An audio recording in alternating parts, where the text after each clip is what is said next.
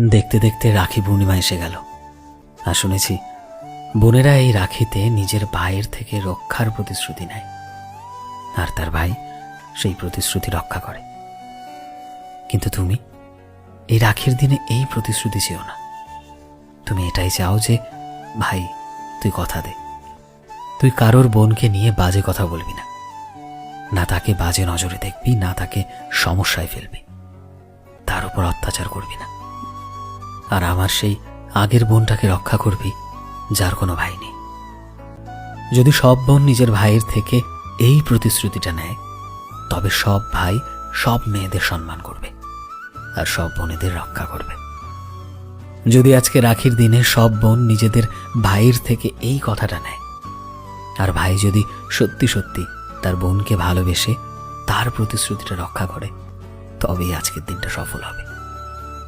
যদি তোমার মনে হয় তোমার ভাই তোমার এই কথাগুলো রাখতে পারবে, তবে আজকের দিনে নিজের ভাইয়ের থেকে এই প্রতিশ্রুতিটা অবশ্যই নাও।